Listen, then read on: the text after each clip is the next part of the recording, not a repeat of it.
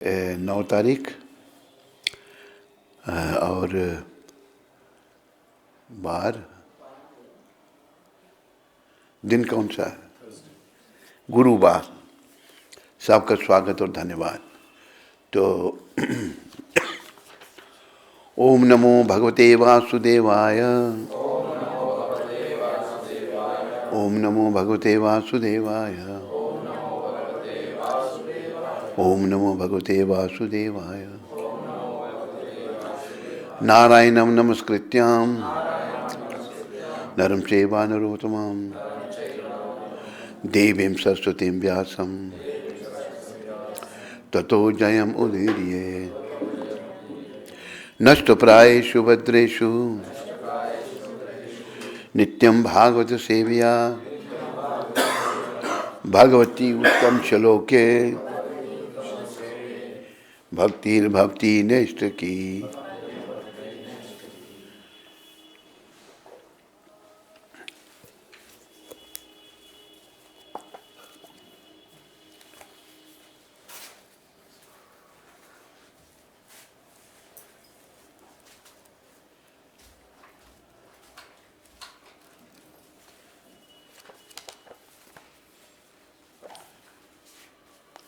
ये तो निकाल दिए वैसे।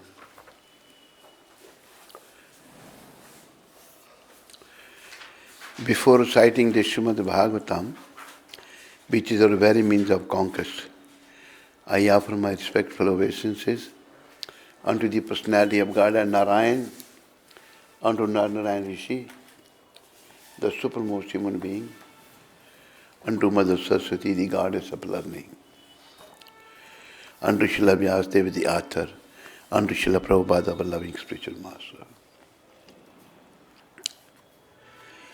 भागवत की कक्षाओं में नियमित उपस्थित रहने तथा शुद्ध भक्त की सेवा करने से हृदय के सारे दुख लगभग पूर्णतः विनष्ट हो जाते हैं और उन पुण्य श्लोक भगवान में अटल प्रेमा भक्ति स्थापित हो जाती है, जिनकी प्रशंसा दिव्य गीतों से की जाती है। तो प्रभुपाद कृपा से जीवन का उद्देश्य जो है वो भगवान पुण्य श्लोक, भगवान का एक नाम है पुण्य श्लोक। भागवत के श्रवण से, रोज श्रवण से और शुद्ध भक्तों की सेवा करने से शुद्ध भक्त प्रभुपाद, कोई संदेह नहीं इसमें। तो हमारे दुख पूर्णतः विनष्ट हो जाते हैं और पुण्य श्लोक भगवान में अटल प्रेमा भक्ति, ये जीवन का उद्देश्य है। पुण्य श्लोक भगवान श्री कृष्ण में हमारी अटल प्रेमा भक्ति हो, इतनी भक्ति हो कि हमारा मन उनके चरणों से इधर उधर कहीं ना जाए। अटल प्रेमा भक्ति,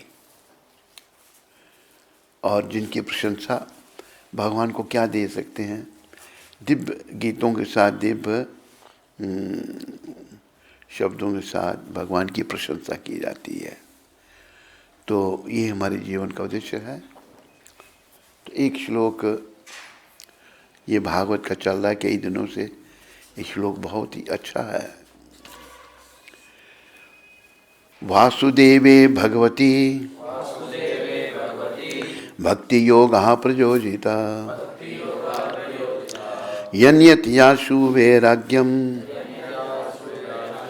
ज्ञानम च यत् अहेतुकम। भगवान श्री कृष्ण की भक्ति करने से मनुष्य तुरंत ही अहेतुक ज्ञान तथा संसार से वैराग्य प्राप्त कर लेता है। संसार का जो ज्ञान है, बड़े बड़े लोग ज्ञानी हैं, लेकिन वो ज्ञान अहेतुक नहीं है। हेतुक ज्ञान है जिसके द्वारा हम भगवान की भक्ति करें, और इस संसार से हमारा विराग होना चाहिए। हम सब के संसार से, चाहे भारत है या कोई विदेश, या हम उससे उनसे हमारी अनुशक्ति है, उनसे हमारा मोह है, अटैचमेंट है, ये समाप्त करनी है। क्योंकि ये संसार हमने एक दिन छोड़ना है। इस बात को जैसे भगवान ने 13वें अध्याय के 9वें श्लोक में कहा, जन्म मृत्यु जरा व्याधि दुख दोषान दर्शनम। जन्म, मृत्यु, वृद्धावस्था, दुख दोषों के दर्शन करो। अभी जैसे माँ बाप बच्चे को कहते हैं बेटा पढ़ो पढ़ो पढ़ो, और बेटा इतना बदमाश है, उदंड है, पढ़ता नहीं है, जबकि उसका भला पढ़ाई में है। इसी प्रकार हम सब ऐसे उदंड बदमाश बच्चे हैं अपने भगवान कृष्ण के। वो बेचारे खुद कह रहे हैं भागवत में, बस अपना व्यास देव जी के रूप में, और गीता में भी उन्होंने कहा, लेकिन हम भक्ति नहीं करना चाहते, हम भगवान के उदंड बच्चे हैं। लेकिन प्रभुपाद कृपा से हमने भगवान के अच्छे बच्चे बनना है। अच्छे बच्चे का अर्थ है जो भगवान की आज्ञा पालन करते हैं, और भगवान की आज्ञा भागवत में भी है। वेद व्यास भगवान का ही स्वरूप थे, वो शक्त वैशावतार थे, और गीता में भी भगवान की आज्ञा है। गीता में भगवान कहते हैं कि सर्वधर्मान परित्यज, सब छोड़ दो। अगर हम छोड़ना नहीं चाहेंगे, कोई भी नहीं चाहता छोड़ना, कोई ऐसा होगा जो छोड़ना चाहता हो। जम्मू में एक घटना घटी, एक परिवार, गृहस्थी लोग, तो परिवार का जो मुखिया है, दोपहर का भोजन, बोलो सब लोग भोजन करो, ठीक ठाक है बिल्कुल भोजन, सबने भोजन किया, और सबको बिठा के कुछ बातें चीतें की, और कि नीचे शैया बिछाओ। जो वैसे शरीर जो है ज़मीन पर त्यागना चाहिए, धरती माता परम पवित्र है। आजकल प्राय ऐसा होता है, लोगों के शरीर हॉस्पिटलों में जाते हैं और बेड गंदे होते हैं, कई लोग सोए हैं उन पर, वो बड़ा दुर्भाग्य है वो। तो सब नीचे लेपन दिया सब, और वहाँ पर लेटा और बोला दान करवाओ, दान चला गया। ऐसी मृत्यु बड़ी दुर्लभ है। ऐसी मृत्यु जम्मू में परिवार, एक हेड ऑफ द फैमिली की हुई। तो हम ऐसी स्टेज पर आ जाएं कि अपनी इच्छा से इस संसार का हम त्याग कर दें। अभी ये संसार तो हमारा घर है नहीं, इसको एक दिन हमने छोड़ना है, छोड़ना चाहेंगे नहीं, हमसे जबरदस्ती छुड़ा लिया जाएगा। तो हमें ऐसी हालत में हो जाना चाहिए कि हम खुद ही इसको छोड़ दें, खुद ही इसका त्याग कर दें, तो ये बहुत अच्छा होगा। तो ये तभी होगा जब वासुदेवे भगवती भक्ति योगा प्रयोजिता जनयति आसु वैराग्यम ज्ञानम चादत अहेतुकम। जब मन से विराग होगा, वो विराग कैसे आएगा मन में? भक्ति के द्वारा। भगवान की भक्ति निष्काम, ये निष्काम भक्ति समझ नहीं आती। एक भक्त को हम समझा रहे हैं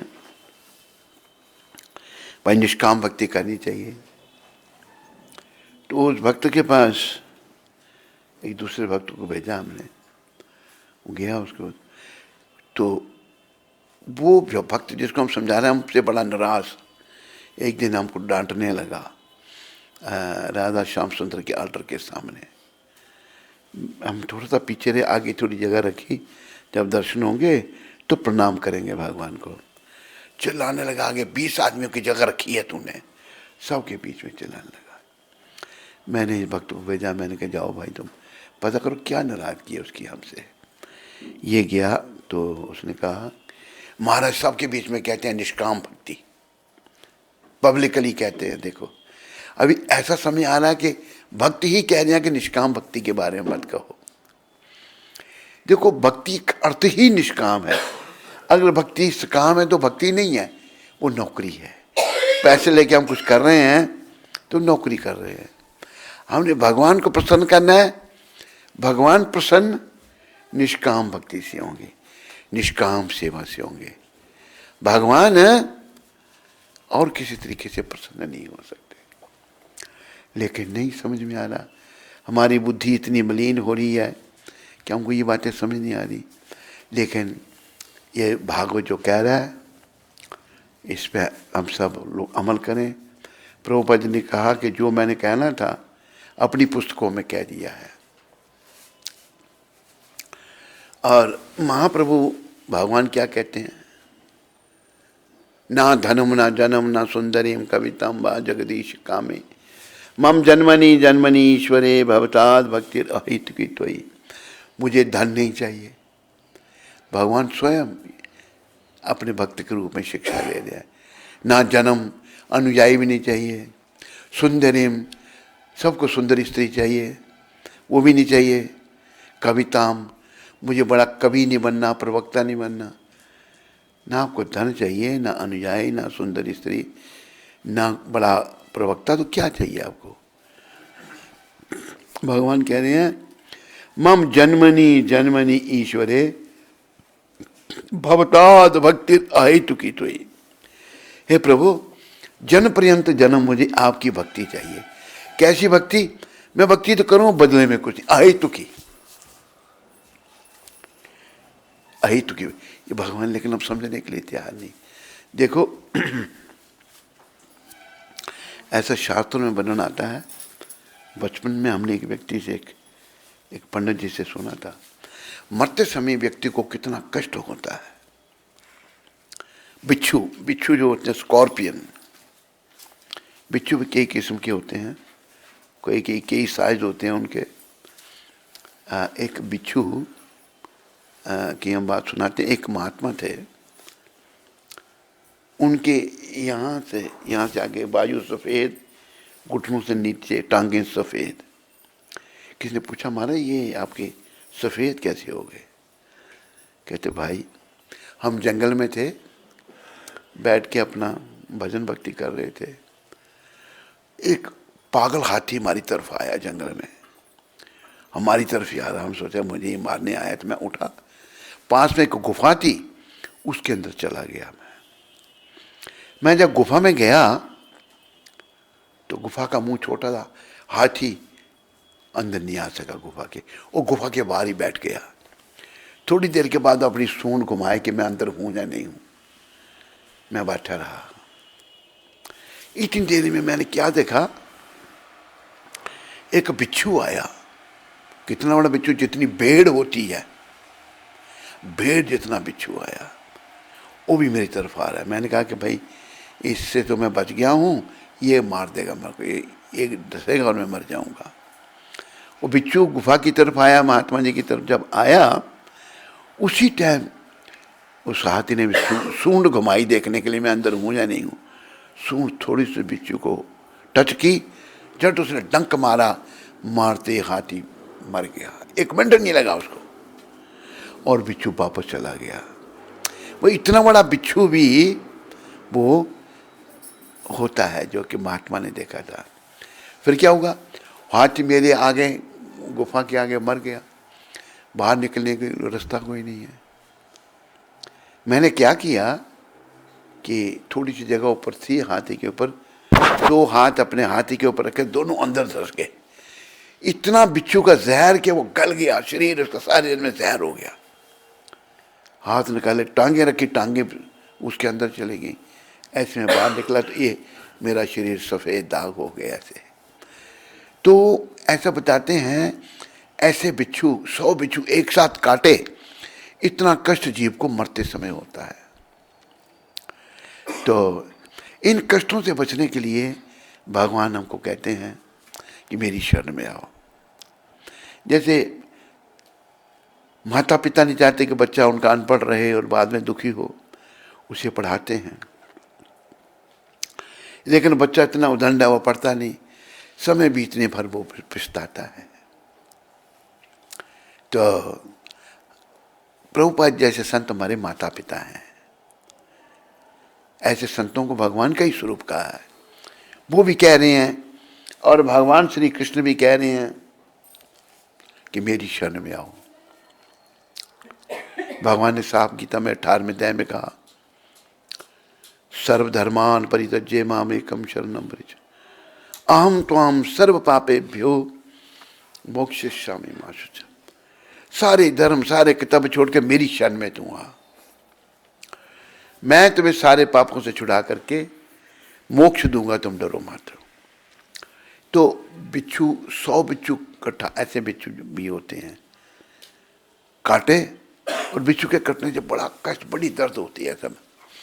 एक बार हम जम्मू में घर में थे, फर्स्ट फ्लोर में ठहरे हुए थे, ग्राउंड फ्लोर पर उस घर के जो मालिक थे वो रहते थे, उनकी बिटिया को बिच्छू ने, छोटे से बिच्छू ने काटा, चिल्ला रही है जोर से। हमने बोला क्या हुआ? कहते बिच्छू ने काटा, छोटा सा बिच्छू, बड़ी दर्द होती है, वो जहर होता है बिच्छू में। तो कष्ट 100 बिच्छू के काटने के बराबर अंत समय में होता है। उस कष्ट से बचने के लिए हमें भगवान की शरण लेनी है, और कोई रास्ता नहीं है। इस कष्ट से हमको कोई नहीं बचा सकता। कौन बचा सकता है?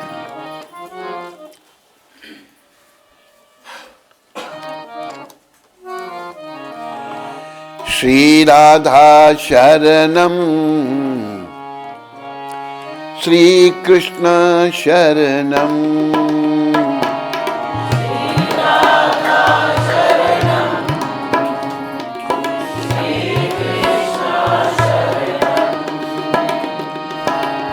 श्री राधा शरणम,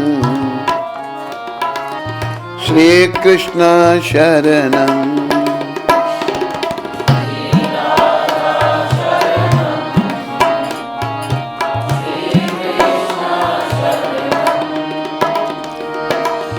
श्री राधा शरणम, श्री कृष्ण शरणम, श्री राधा शरणम, श्री कृष्ण शरणम, श्री राधा शरणम, श्री कृष्ण शरणम, श्री राधा शरणम,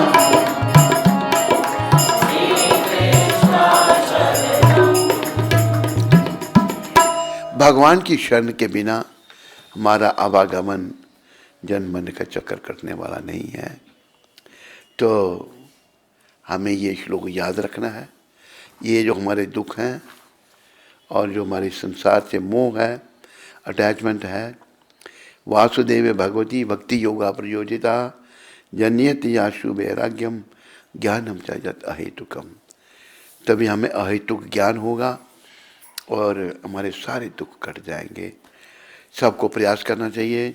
अगर किसी को कुछ समझ आए तो जो उसके संपर्क में है उसको समझाए। ऐसा करने से ही हम पर कृष्ण भगवान प्रसन्न होंगे और हमारा जीवन जो है वो सफल होगा। जैसा कि आज आप सब जानते हैं, आज एकादशी है। ये कार्तिक महीना है। कार्तिक मास की जो कृष्ण पक्ष की एकादशी है, रमा एकादशी, आज उसका व्रत है। एकादशी की कथा को, ये कार्तिक मास की कथा है, कार्तिक मास का ये एकादशी की कथा है। तो आप कृपया ध्यान से सुने, मनन करें और जीवन में धारण करें और जीवन को सफल करें। भगवान श्री कृष्ण बोले, हे युधिष्ठिर, कार्तिक मास की कृष्ण पक्ष की एकादशी का नाम रमा एकादशी है। यह घोर पापों का नाश करने वाली है। हमारी परेशानी, हमारा दिमाग काम क्यों नहीं कर रहा? पापों के कारण। तो हम सबको प्रयास ये करना चाहिए पापों का नाश हो। तो एकादशी व्रत जो भगवान बता रहे हैं युधिष्ठिर जी को, ये एक पापों को नाश करने का बहुत ही दिव्य साधन है। यह भगवान कह रहे हैं यह घोर पापों का नाश करने वाली है। इसका महात्म्य मैं कहता हूं, इसे ध्यानपूर्वक सुनो। भगवान कह रहे हैं जी, कृष्ण भगवान अपने मुखारबिंद से कह रहे हैं। तो प्राचीन काल में मुचकुंद नाम का एक प्रसिद्ध राजा राज्य करता था। राजा सत्य प्रतिज्ञ और बड़ा धर्मात्मा था। आजकल के राजा जो हैं लूट रहे हैं जनता को, धर्मात्मा नहीं है, सत्य प्रतिज्ञ नहीं है। हमारा भी दुर्भाग्य, उनका भी दुर्भाग्य। वह भगवान विष्णु का परम भक्त था।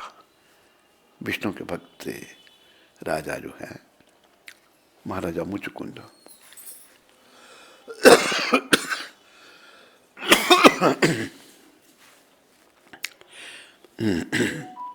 मैं भगवान विष्णु का परम भक्त था। उसकी इंद्र के साथ तथा यम, कुबेर, वरुण तथा भविष्य के साथ भी मित्रता थी। वह न्यायपूर्वक राज करता था। उसके राज्य में प्रजा सुखी थी और सब और शांति थी। उस राजा का कोई शत्रु भी नहीं था। उस राजा की चंद्रभागा नामक एक कन्या थी। राजा ने चंद्रभागा का विवाह राजा चंद्रसेन के पुत्र शोभन के साथ कर दिया था। एक समय की बात है, शोभन अपने ससुर राजा मुचुकुंद के महल में गया। उन दिनों कार्तिक मास था, यही महीना। उनके राज्य में दशमी का दिन आने पर समूचे नगर में ढिंढोरा पिटवाया जाता था कि रमा एकादशी के दिन कोई भी अन्न ग्रहण न करे, अर्थात कोई भी भोजन न करे। इस दिन संपूर्ण राज्य में सभी व्रत रखते थे। चंद्रभागा को चिंता हुई कि उसका पति बहुत दुर्लभ मन वाला है और पिता राजा मुचुकुंद की आज्ञा होगी कि उनके यहाँ रहते सभी व्रत करें। उसका पति राजाज्ञा अवश्य मान जाएगा, तब वह कष्ट पाए बिना वह नहीं रहेगा। जो चंद्रभागा को डर था वही सामने आया। दशमी को राजा ने विचार किया कि इन दिनों उनका दामाद आया है, अतः सारा राज्य एकादशी का विधि पूर्वक व्रत करे। देखो, थोड़ी सी विचारने की बात आती है। यथा राजा तथा प्रजा। राजा धर्मात्मा, सारी राजा प्रजा भी धर्मात्मा। राजा व्रत करता, प्रजा भी करती है। पहले ऐसा ही हुआ करता था। राज ऋषि संत रूपी राजे होते थे। अभी जो हैं लूटने वाले वस्ते लोगों को लूटते हैं, लेकिन सौभाग्य से भी ऐसा राजा भी भारत को मिला है जो देश के भले में लगा हुआ है। लेकिन 60 साल जिन्होंने राज्य किया, सिवाय घोटालों के और कोई काम नहीं। कोल माइन घोटाला वो स्वयं ही जो प्रधानमंत्री ने किया, 10.5 लाख हजार करोड़ रुपए का। दुनिया भर के घोटाले ही घोटाले, और कुछ है बात ही नहीं। जनता को लूट रहे थे। लेकिन यहाँ राजा जो है वो सबको व्रत रखा रहे हैं। अतः सारा राज्य एकादशी का विधि पूर्वक व्रत करे। किसी को भी एकादशी के दिन भोजन नहीं करना चाहिए।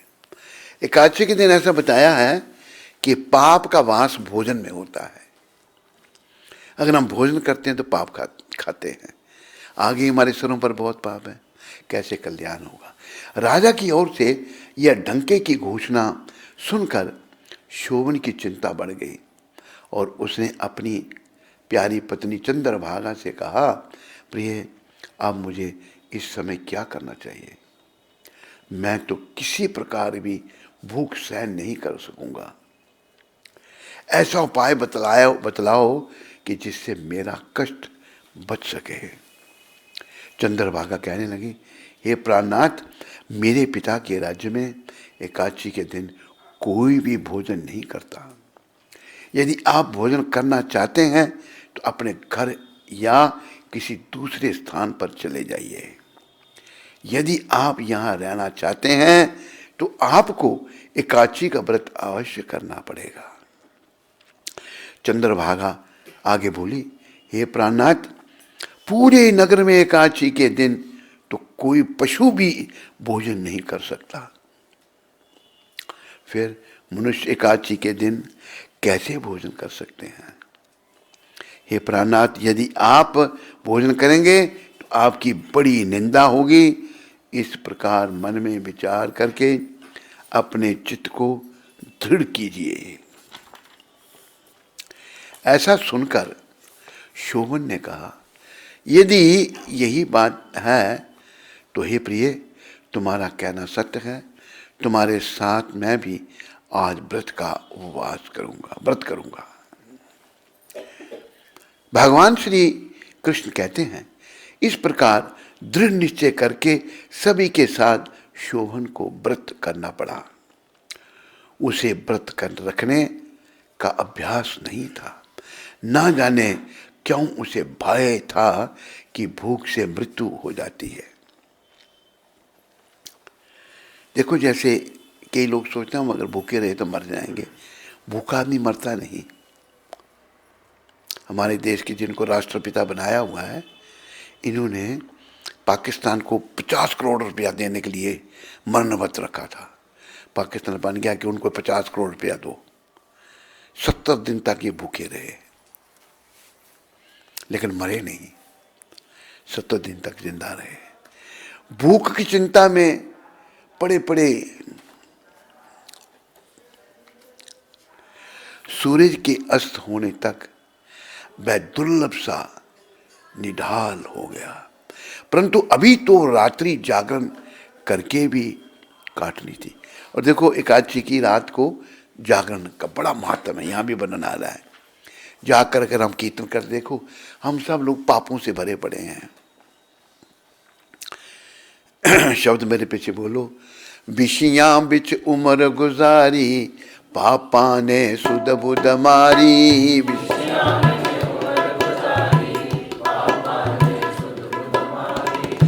पूछेगा कृष्ण मुरारी, सच्ची सरकार कलनू।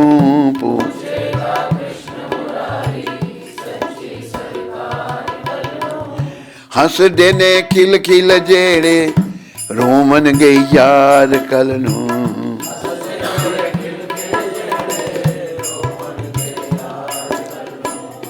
यमा ने लेखा लेना, फड़ के तलवार कलनू।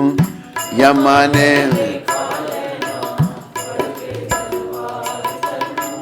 हंस देने खिल खिल जेड़े, रोमन गए यार कलनू।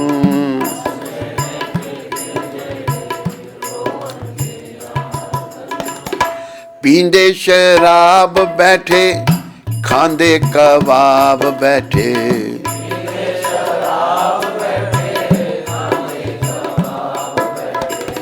बन के नवाब बैठे, डूबन मझधार कलनू।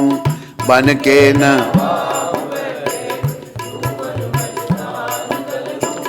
हंस देने खिल खिल जेड़े, रोमन गए यार कलनू।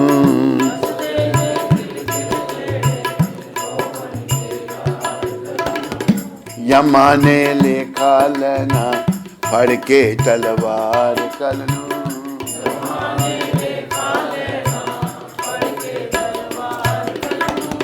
छुरियां चलाई जांदे, जीवां नू सताई जांदे।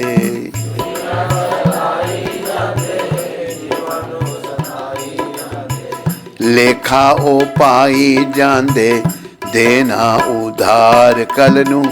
लेखा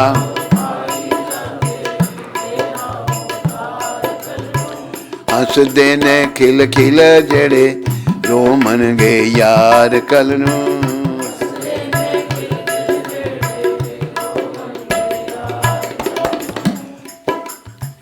बंदगी बिन क्या है बंदा, बंदा बंदगी बिन गंदा।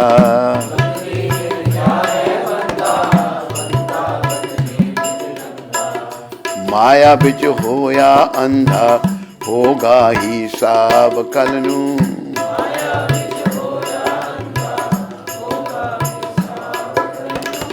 विषियां बिच उम्र गुजारी, पापा ने सुध बुध मारी।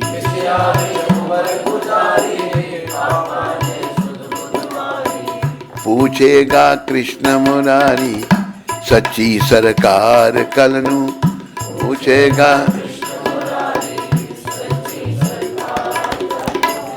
भक्त निगाही कहंदा बेला हुण थोड़ा रहिंदा।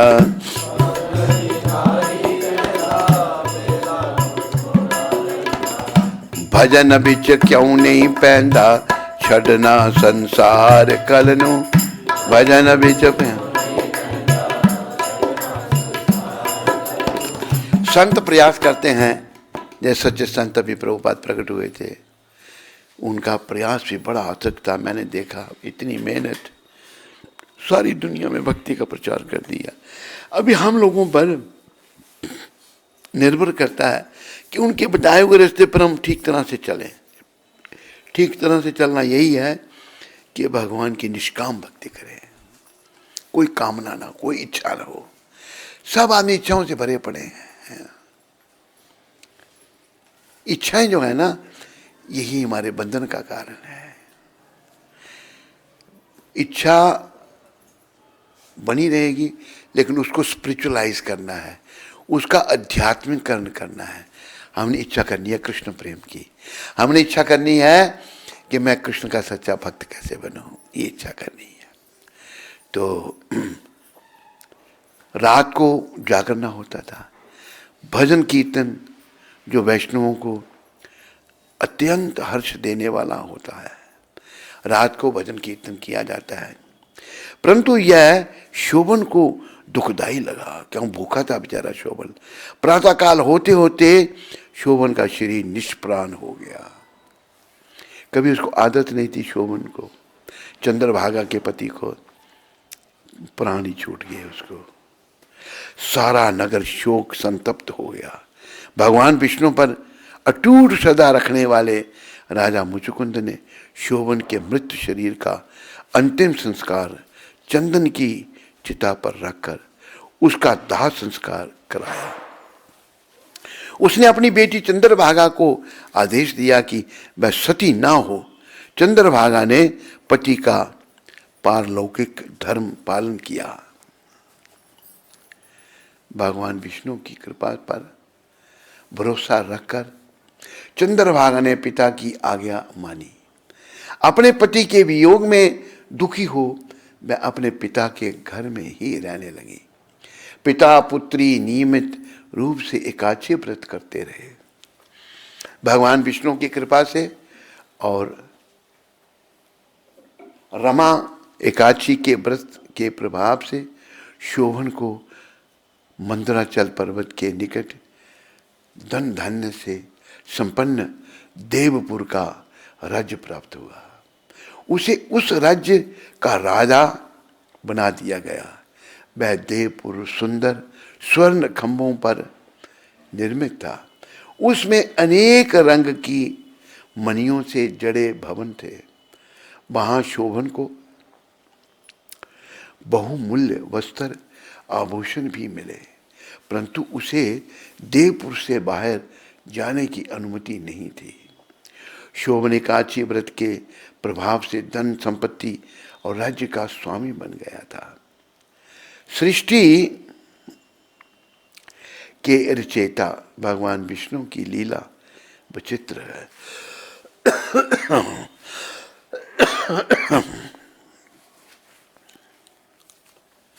मुचुकुंद के नगर में रहने वाला एक प्रसिद्ध ब्राह्मण तीर्थ यात्रा करते हुए घूमते घामते उधर आ निकला और उसने राजा के दामाद शोभन को पहचान लिया। ब्राह्मण सोम शर्मा को भी शोभन ने पहचान लिया।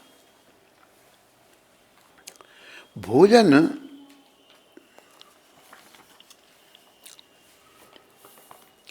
आसन से उठकर ब्राह्मण के पास आए।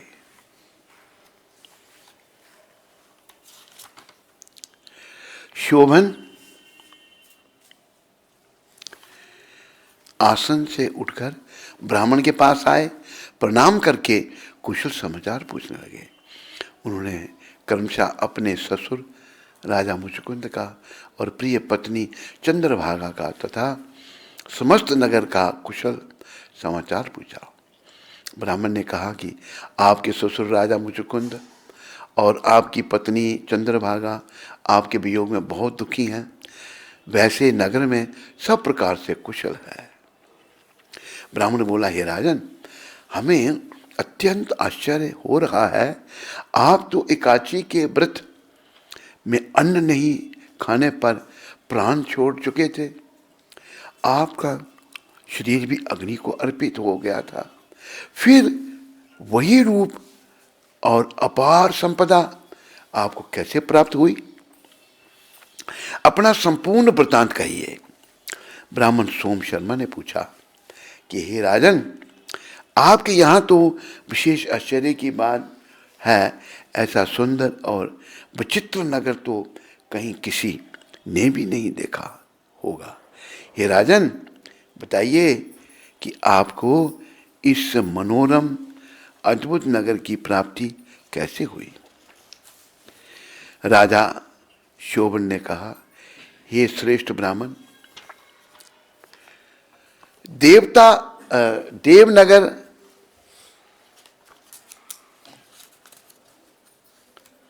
देवताओं और देवताओं के नगर के समान उनका नगर भी देखा। उन्होंने यह भी कहा कि यह स्थिर नहीं है। जिस प्रकार वह स्थिर रह सके सो उपाय करना चाहिए। चंद्रभागा ने कहा, ये ब्राह्मण देवता, मेरे मन में पति के दर्शन की तीव्र इच्छा हो रही है। आप मुझे वहां ले चलिए।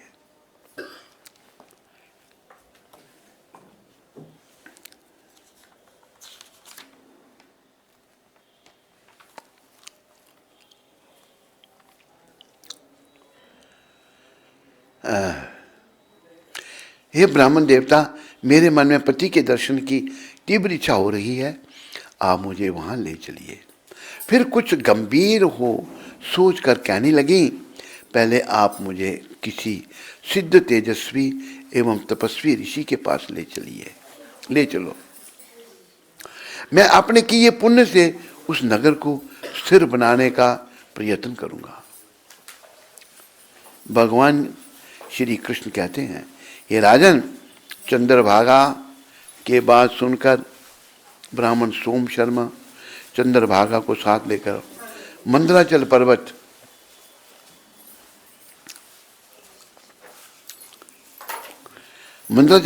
के समीप वामदेव ऋषि के आश्रम में गया। वामदेव ऋषि ने उनकी बात सुनकर वेद मंत्रों के उच्चारण से चंद्रभागा का अभिषेक किया। तब ऋषि की मंत्र शक्ति के प्रभाव से और एकादशी के व्रत के प्रभाव से चंद्रभागा का शरीर दिव्य रूप हो गया और पुण्य प्रभावी शक्ति बन गया। ऋषि श्रेष्ठ की मंत्र शक्ति से उसको दिव्य गति प्राप्त हो गई। उसके बाद वह बड़ी प्रसन्नता के साथ पति के समीप गई। उस समय उसके नेत्र हर्षोल्लास से खिल रहे थे। अपनी प्रिय पत्नी को आई देख शोभन को बड़ी प्रसन्नता हुई। उन्होंने उसे बुलाकर अपने वाम भाग में सिंहासन पर बिठाया। तदंतर चंद्रभागा ने अत्यंत हर्षित हो अपने पति से यह प्रिय वचन कहे, हे प्राणनाथ, मैं हित की बात कहती हूँ। आप मेरे सभी पुण्यों को ग्रहण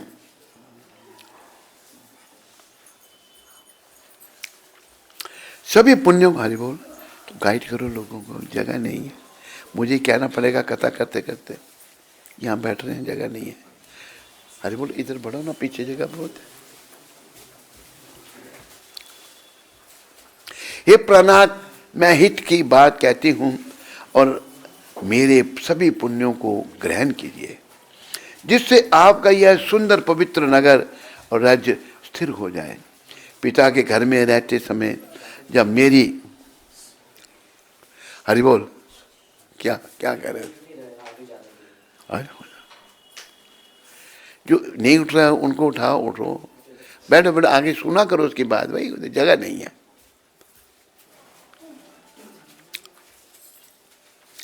अपने मेरी सभी पुण्यों का ग्रहण कीजिए, जिससे आपका यह सुंदर पवित्र नगर और राज्य स्थिर हो जाए। पिता के घर में रहते समय जब मेरी अवस्था 8 वर्ष से अधिक हो गई थी, तब से आज तक मैंने जो एकादशी के व्रत श्रद्धापूर्वक विधि विधान से किए हैं और उनसे मेरे भीतर जो पुण्य संचित हुआ है, उसकी पुण्य शक्ति के प्रभाव से यह नगर कल्प के अंत तक स्थिर रहेगा तथा सब प्रकार के मनोवांछित वैष्णवों से समृद्धशाली होगा। चंद्रभागा ने उसी क्षण भगवान विष्णु का ध्यान किया और प्रार्थना पूर्वक कहा कि ऋषि की आशीष मेरे एकादशी के समस्त पुण्य मेरे पति के मनोरथ को पूर्ण करने हेतु स्वीकार करें। भगवान विष्णु ने उसकी प्रार्थना सुन ली। चंद्रभागा के पुण्य के प्रताप से प्रसिद्ध देवपुर नगर स्थिर हो गया। इस प्रकार चंद्रभागा वस्त्रों और आभूषणों से सुसज्जित होकर अपने पति के साथ मंदराचल के शिखर पर स्थिर प्रसिद्ध देवपुर में विहार करने लगे। भगवान कृष्ण ने कहा, हे राजन, यह एकादशी चिंतामणि तथा कामधेनु के समान सब मनोरथों को पूर्ण करने वाली है। मैंने दोनों पक्षों की एकादशियों के व्रतों का पापनाशक महात्म्य बताया है। जैसी कृष्ण पक्ष की एकादशी है, वैसे ही शुक्ल पक्ष की भी है। उनमें भेद नहीं करना चाहिए। दोनों पक्षों की एकादशियां समान फल देने वाली हैं। यह कथा श्री ब्रह्म वैवर्त पुराण में वर्णित है। फलहार, इसमें केला का सगार लें। केला व उससे बने पदार्थ, फल और मेवा का सेवन करना चाहिए। बोलो एकादशी व्रत महात्म की। किसका बज रहा है मोबाइल? किसका मोबाइल बज रहा है? बंद रखो मोबाइल। तो रमा एकादशी की कथा आपने सुनी और ये एकादशी हमको भगवान से मिलाने वाली है। अच्छी तरह से सब व्रत करो और एकादशी को खूब नाम जपना चाहिए। और एकादशी में नाम जपने का बड़ा प्रभाव बताया है। तो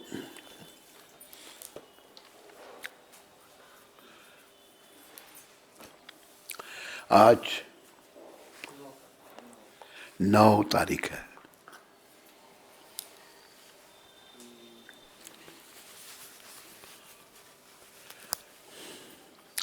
ये जो शब्द 9 तारीख के हैं, ये प्रभुपाद जी ने वृंदावन में ही कहे थे। प्रत्येक व्यक्ति कुछ ऐसा प्राप्त करने के लिए संघर्षरत है जो उसके पास नहीं है। ये प्रभुपाद कह रहे हैं। हर व्यक्ति ये प्रयास कर रहा है जो नहीं है वो मुझे मिल जाए, और वह उसके लिए शोकग्रस्त है। जो उसने खो दिया है, कोई जो चला जाता हम दुखी हो जाते हैं, किंतु जब वह समझ जाता है कि ना तो मेरे पास कुछ प्राप्त करने के लिए है और ना कि कुछ खोने के लिए, मुझे इस भौतिक संसार के से कुछ लेना देना नहीं है, तो वह ब्रह्मभूत कहलाता है। वह ब्रह्म साक्षात्कार है। तो इस श्लोक भागवत में आता है, भगवत गीता में, ब्रह्मभूत प्रसन्नात्मा न शोचती न कांक्षती समोहम सर्वेषु भूतेषु मद भक्ति लभते परम। जो ब्रह्मभूत हो जाता है, जैसे यहाँ वर्णन प्रभु, उसको कोई चीज अगर चली गई तो शोक नहीं, कुछ मिला तो खुशी नहीं, एक समान, वही आत्मा प्रसन्न रहती है। जैसे प्रभुपाद ने यहाँ कहा कि प्रत्येक व्यक्ति कुछ प्राप्त करना चाहता है। हर व्यक्ति इच्छाएं बनी है, अंदर बनी है। कुछ चला जाता तो दुखी हो जाता है। लेकिन हमें इस संसार से ना कुछ लेना देना नहीं है। ये संसार हमारा घर नहीं है, हम यहाँ के नहीं हैं, ना ही हम ये शरीर हैं, ना ही हम यहाँ के हैं। तो हमें फिर यहाँ कुछ नहीं करना। कुछ मैं कई बार कहता हूँ, आज भी कह रहा हूँ, कुछ नहीं करना। क्यों कुछ नहीं करना? हम यहाँ के नहीं हैं, तो बिना कुछ किए रह भी नहीं सकते। पर क्या करना है? जो कुछ करना है कृष्ण के लिए करना है। जो भगवान ने अपने मुखारबिंद से भी गीता में कहा कि यत करोषि यदश्नासी यद जो होशी ददासी यत तपस्यासी कौन्तेय तत्कुरुषम मदर्पणम। हे कुंती पुत्र, तो जो कुछ भी करता है मेरे लिए कर। भगवान को किस चीज़ की जरूरत नहीं। ये मत सोचो क्या भगवान के लिए करेंगे या भगवान को भोग लगाते भगवान भूखे होंगे। सभी कुछ होने का है, वो हर चीज के मालिक है। ये भी गीता में कहा ना भगवान ने, भोक्ता राम जग तपसम सर्वलोक महेश्वरम। सारे लोगों का लोग कितने हैं हम और आप अंदाजा नहीं लगा सकते। राई के दाने, सरसों के दाने, एक बोरा भर लो बड़ा, आप गिन सकते हैं कितने दाने हैं? बोलो, नहीं गिन सकते। इतने भौतिक लोग हैं, इतने भौतिक ब्रह्मांड हैं, उनमें अनेकों लोग। ये लोग जिसमें हम रहते हैं सबसे छोटा है। इसकी पुष्टि कैसे हुई? भगवान जब द्वारका लीला में थे, बोलो द्वारकाधीश भगवान की। तो ब्रह्मा जी उनको मिलने आए। तो ब्रह्मा जी में थोड़ा सा अहम कि मैं ब्रह्मा हूँ, सृष्टि का रचयिता। आए तो भगवान सबके अंदर की जानते, कृष्ण सबके हृदय की जानते हैं। मैं अपने हृदय के बाद आपसे छुपाऊं, आप मेरे से छुपाएं, पर भगवान से कुछ नहीं छुपता। ब्रह्मा जी आए तो जाके द्वारपाल ने भगवान को सूचित किया कि प्रभु ब्रह्मा जी मिलने आए हैं आपको। भगवान कहते उसको पूछो कौन से ब्रह्मा है आप? आए द्वारपाल, कहते भगवान पूछना आप कौन से ब्रह्मा? कहते मैं ही तो एक ब्रह्मा हूं, 4 मुख वाला। तो जाके फिर क्या कहता, बोलो आ जाओ अंदर। बुलाया जब तो भगवान ने क्या किया, बाकी जो लोगों के ब्रह्मा उनका आवाहन किया। इतने ब्रह्मा वहां आगे, किसी के 8 मुख, किसी के 16, किसी के 32, किसी के 64, हजारों मुखों वाले ब्रह्मा। जितना बड़ा उनका ब्रह्मांड उतने ब्रह्मा के मुख हैं। और ब्रह्मा सोचते मैं सोचता मैं ही ब्रह्मा हूँ, एक नहीं कितने ब्रह्मा। तो फिर ब्रह्मा जी की समझ में आया ये हमारा लोग सबसे छोटा लोग है और कृष्ण सबके स्वामी हैं। याद रखो, ईश्वर कृष्ण सच्चिदानंद विग्रह अनादिर आदिर गोविंद सर्व कारण कारणम।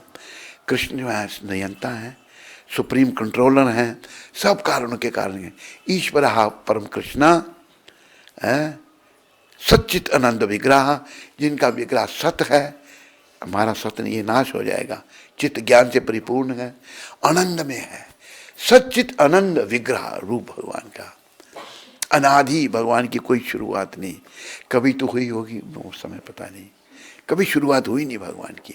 अनादि आदि सबकी शुरुआत भगवान गोविंद श्री कृष्ण। अनादि आदि गोविंद सर्व कारणम कारणम। गोविंद भगवान जो हैं वो सब कारणों के कारण हैं। आओ थोड़ा आज कार्तिक के दिन हम उनको थोड़ा याद करें। करोगे नहीं? हैं? सब बोल नहीं रहे कुछ। गोविंद मेरो है, गोपाल मेरो है।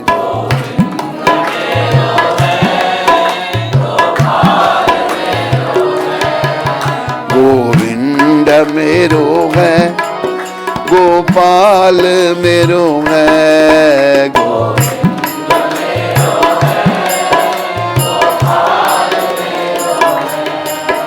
ओ बांके बिहारी नंदलाल मेरो है।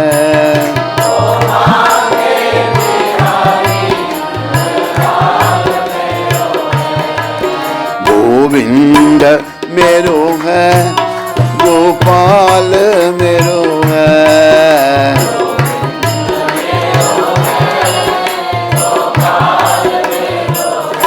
हम कहते हैं मेरी स्त्री, मेरा पुत्र, मेरा मकान, मेरी कार, मेरा बंगला, मेरी डिग्री, मेरा बैंक बैलेंस, मेरा मेरा मेरा है। जो मेरा उसको कोई मेरा कहे नहीं। ना स्त्री पुत्र धन दौलत मकान कार बंगला डिग्री डुगरी कोई भी मेरा नहीं है। जब शरीर मेरा नहीं तो बाकी चीजें मेरी कहाँ है। मेरे जो हैं उनको कभी याद नहीं किया। मेरे हैं गोविंद मेरो है, गोपाल मेरो है,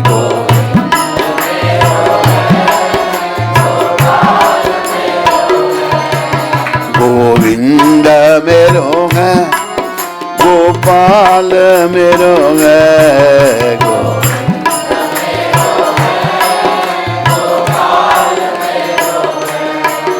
ओ बांके बिहारी नंदलाल मेरो है, ओ बांके बिहारी नंदलाल मेरो है, ओ बांके बिहारी नंदलाल मेरो है, ओ बांके बिहारी नंदलाल मेरो है, गोविंद मेरो है, गोपाल मेरो है।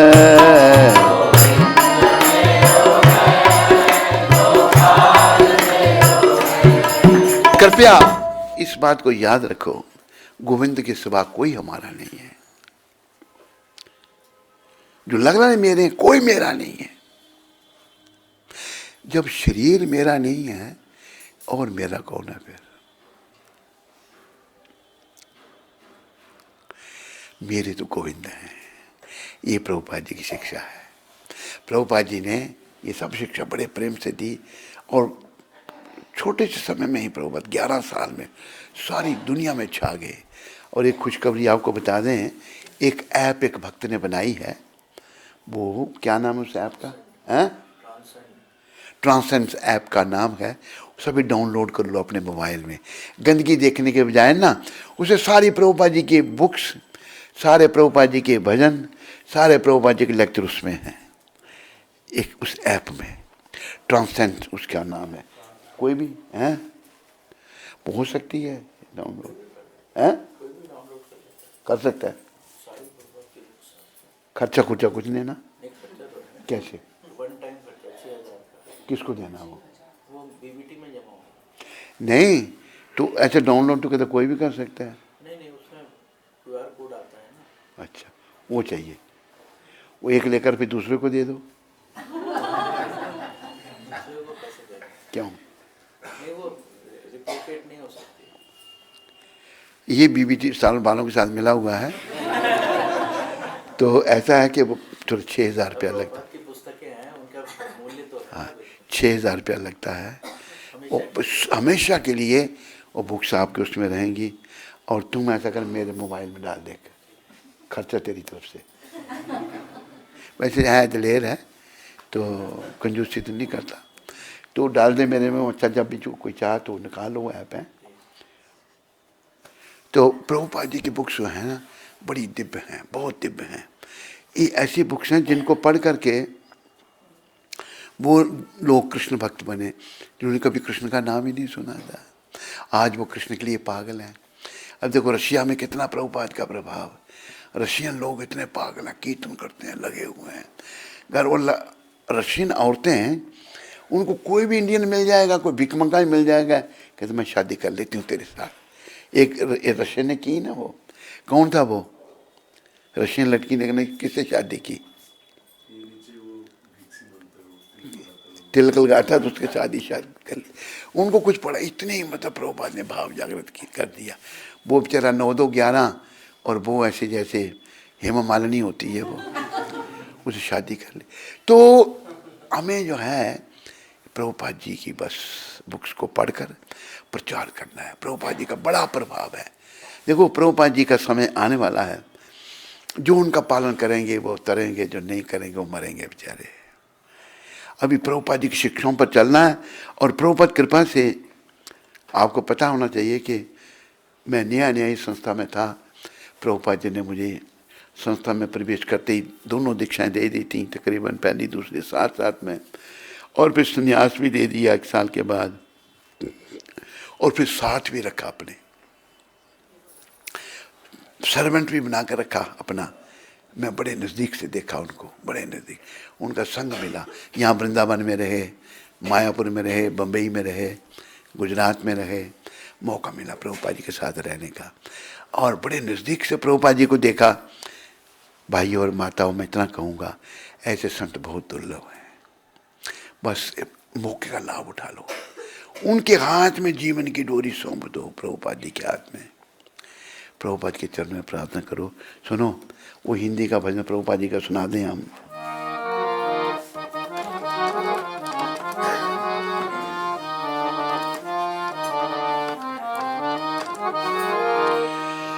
प्रभुपाद तुम्हारे प्यार ने जीना सिखा दिया, प्रभु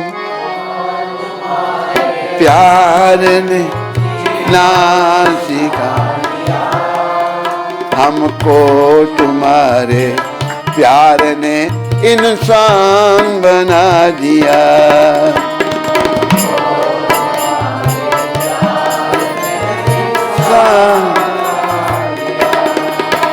गुरुदेव तुम्हारे प्यार ने जीना सिखा दिया, गुरुदेव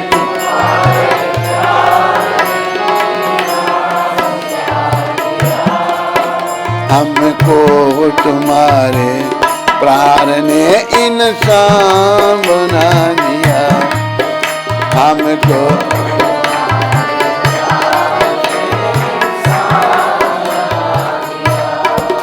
रहते हैं जलवे आपके नजरों में हर घड़ी, रहते हैं आपके नजरों,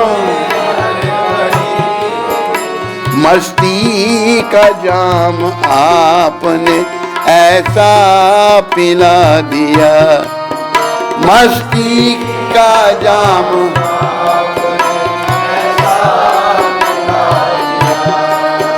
प्रभुपाद गुरुदेव तुम्हारे प्यार ने इंसान बना दिया, गुरुदेव तुम्हारे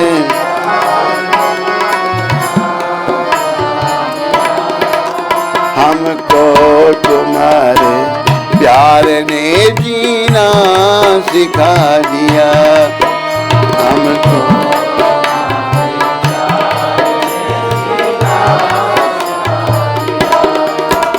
भूला हुआ था रास्ता, भटका हुआ था मैं, भूला हुआ था रास्ता, भटका हुआ था मैं, किस्मत ने मुझको रहबरे काबिल बना दिया, किस्मत ने मुझको रहबरे काबिल, प्रभुपाद तुम्हारे प्यार ने इंसान बना दिया, प्रभुपाद तुम्हारे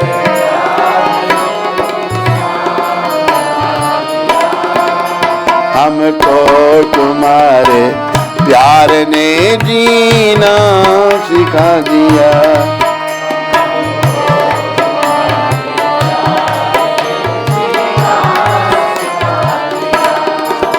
जिस दिन से मुझको आपने अपना बना लिया, जिस दिन से आपने अपना बना लिया, दोनों जहां को दास ने तब से बुला दिया, दोनों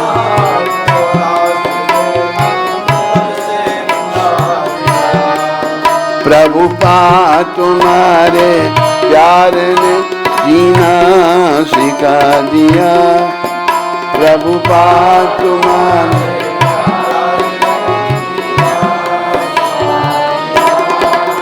हमको तुम्हारे प्यार ने इंसान बना दिया।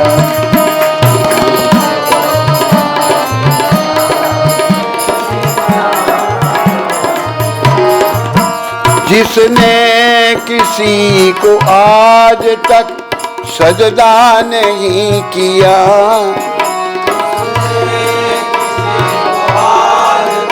सजदा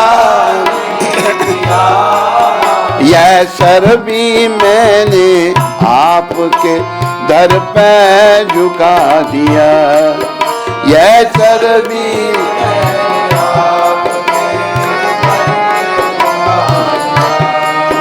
प्रभुपाद तुम्हारे प्यार ने जीना सिखा दिया।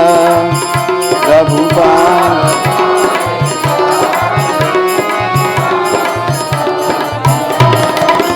हमको तुम्हारे प्यार ने इंसान बना दिया, हमको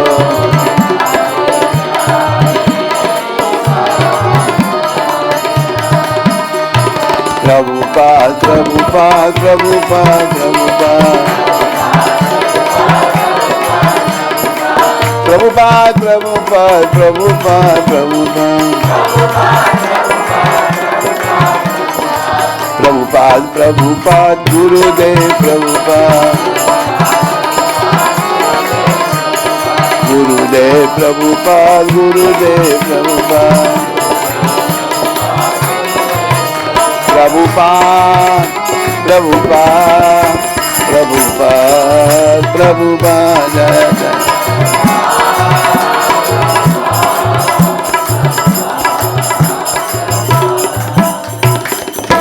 तो प्रभुपाद के बड़े विशेष संत हैं जो अवतारी पुरुष हैं, भगवान के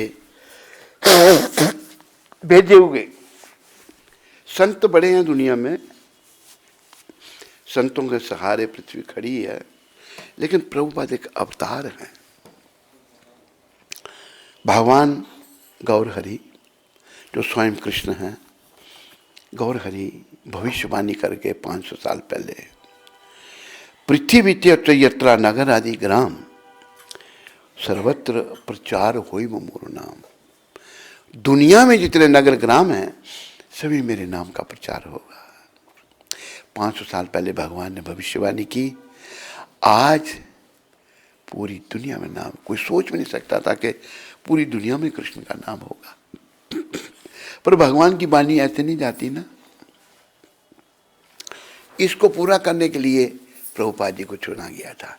प्रभुपाद एक बड़े ही विशेष महात्मा, बड़े ही संत, मैंने उनको देखा, उनके साथ में रहा, और पहले भी कई साधु संत मिले। आज से मैंने बताया था एक दिन आपको, 61 ईयर्स बैक में वृंदावन आया था घर से भाग के। यहाँ सुखदा भक्ति आश्रम आज भी है, जाके देखना, उधर रहा था। उसमें प्रभुपाद भी यहीं थे, लेकिन हमारा सौभाग्य नहीं था उनको मिलने का। दुर्भाग्य से एक दूसरे साधु के साथ थे हम।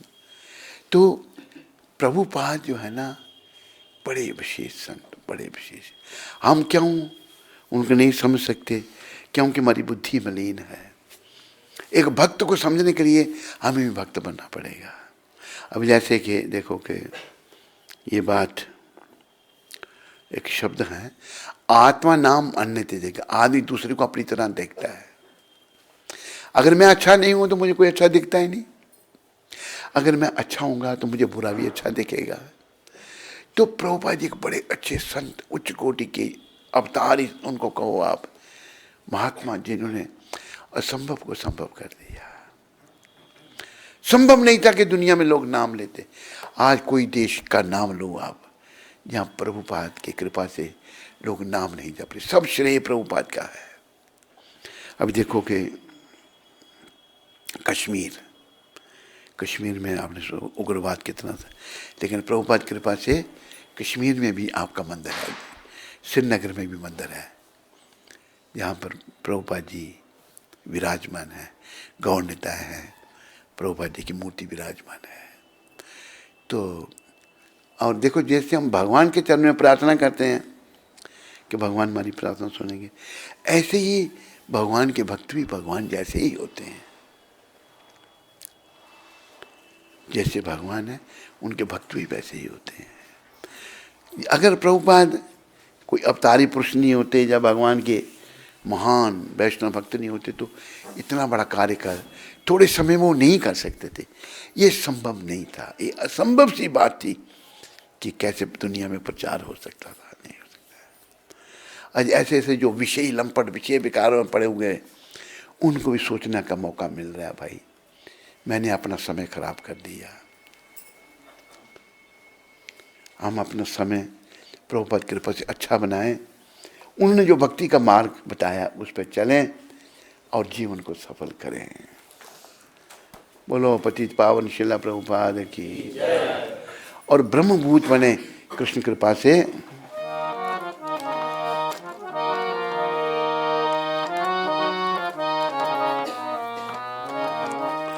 आज एकादशी है,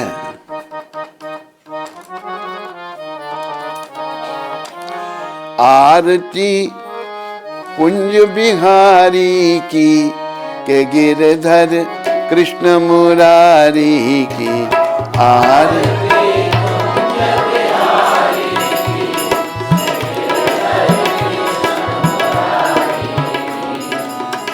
गले में बैजंती माला,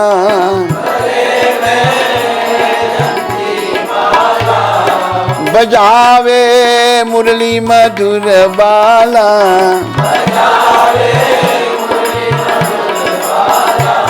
श्रवण में कुंडल जल काला,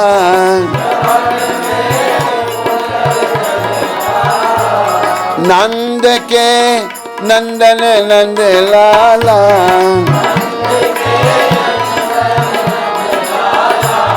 ललित मुख चंद्र जारी की के गिरधर कृष्ण मुरारी की। आरती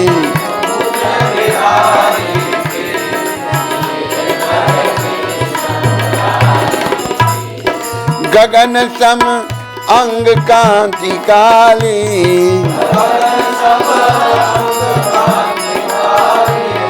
श्री राधा चमक रही आली,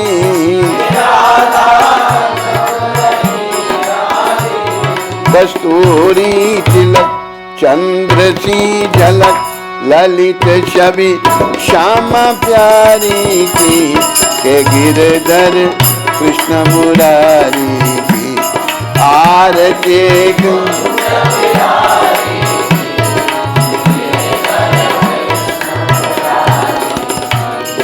कनक में मोर मुकुट बिलसे,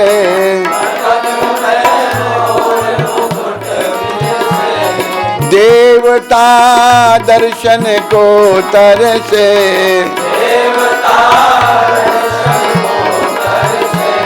गगन सो सुमन बहुत बरसे,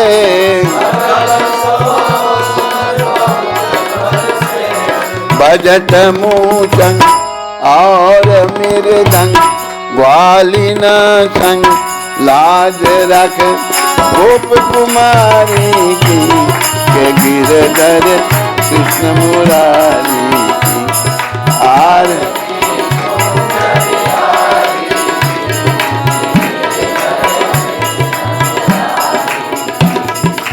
जहाँ से प्रगति है गंगा,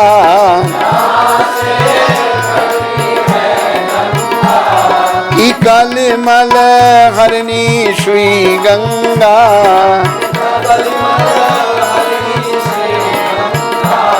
धरी शिवशी जटा के बीच, राधिका गौर श्याम मुख की केशवी निर के बनवारी की। आरती के गिरधर चहुंदशी गोप ग्वाल देनु,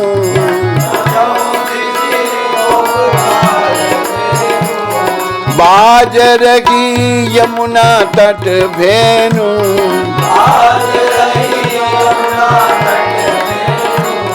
हंसत मुख मन ब्रद सुख कंठ, वृंदावन चंद तेग सुन मेघ विकारी की, के गिरधर कृष्ण मुरारी आरती।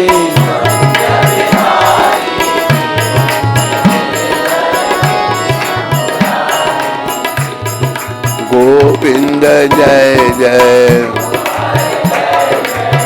गोविंद जय जय, गोविंद जय जय, गोविंद जय जय, गोविंद जय जय। हरे कृष्ण कृष्ण कृष्ण हरे हरे, हरे राम राम राम हरे हरे कृष्ण।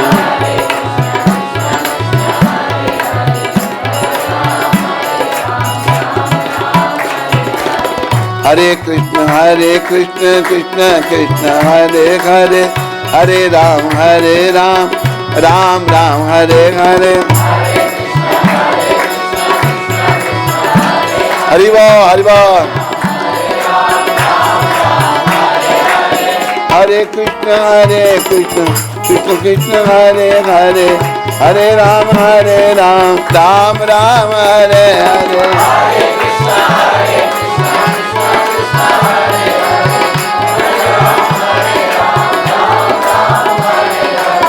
हरे कृष्ण कृष्ण कृष्ण हरे हरे, हरे राम राम राम हरे। हरे कृष्ण कृष्ण कृष्ण हरे राम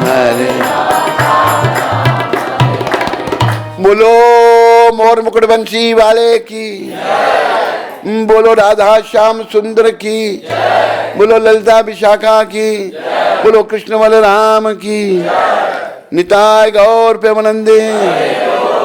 सब भक्तों की जय जयकार हो, सब भक्तों की जय जयकार हो, गुरु और गौरांग की जय जयकार हो। हरे कृष्णा कृष्णा कृष्णा हरे हरे, हरे राम राम राम हरे हरे। जय श्री कृष्ण चैतन्य प्रभु नित्यानंदा, श्री अद्वैत गदाधर श्रीवासादि गौर भक्त वृंदा। नमा ओम विष्णुपदाय कृष्णा पृष्ठाय, पृष्ठाय नहीं पृष्ठाय, कृष्णा पृष्ठाय भूतले श्रीमते भक्ति वेदांत स्वामी इति नामने नमस्ते सरस्वती देवे गौरवाणी प्रचारणे निर्विशेष शून्यवादी पाश्चात्य देश तारणे। हरे कृष्ण। यहाँ आप में से किसी को कोई प्रश्न तो नहीं?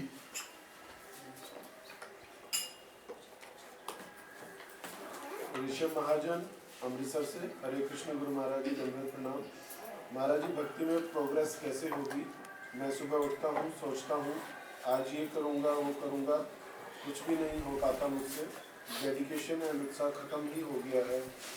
जो कुछ भी श्रवण होता है वो भूल जाता है, दिमाग में रहता ही नहीं, ऊपर से ही चला जाता है। महाराज जी, मैं आध्यात्मिक तौर पर बहुत बीमार हूँ, मेरी इस बीमारी में मेरी मदद करो। हरे कृष्ण। क्या नाम इसका? ऋषभ महाजन। ऋषभ जी, आपके जो कर्म है ना वो बीच में आ रहे हैं, ये बात ध्यान में लाओ। जो सब ये हो रहा है, भूल रहे हैं, भक्ति नहीं हो रही है, ध्यान नहीं लग रहा, जो भी एक कर्म है तो प्रयास करना है। देखो, मुझे एक बात सुनानी पड़ेगी। एक आदमी जिसे जॉन्डिस की बीमारी हो जाती है, पीलिया का रोग, पीलिया का रोग जो है उसको पीलिया के रोगी को मीठा खाने के लिए दिया जाता है, शक्कर खाने के लिए। शक्कर उसको मीठी नहीं लगती, कड़वी लगती है। बातें नहीं। शक्कर जो है मीठी है, उसको कड़वी क्यों लग रही है? वो बीमार है। लेकिन उसे अपनी बुद्धि से काम लेकर उसी शक्कर को खाते रहना है। जब वो शक्कर खाते खाते उसकी बीमारी जैसे ठीक होगी, जो कड़वी लग रही थी इसको वही मीठी लगना शुरू हो जाएगी। तो आप बीमार हैं इस समय, आपके कर्म बीच में आ रहे हैं, लेकिन घबराने की बात नहीं। प्रभुपाद जी का ध्यान करो और बार बार मन को इसी में लगाओ, नाम में लगाओ, कृष्ण नाम में लगाओ। महामंत्र तो याद रहता है, इसको याद करो, बार बार रिपीट करो। और ये समझो कि आपके कर्म, आपके पाप बीच में आ रहे हैं जो आपको भक्ति नहीं करने दे रहे। हरे कृष्णा। बस। हाँ, आपको क्या प्रश्न है?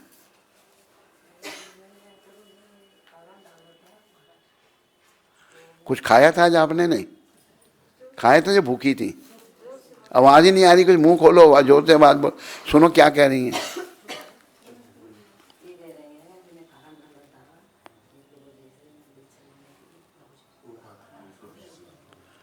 क्या? दीक्षा के विषय में। हाँ, ये वो प्रश्न नहीं हो। चलो प्रसाद ले लो सारे, इससे पूछो, ये बताएगा साहब।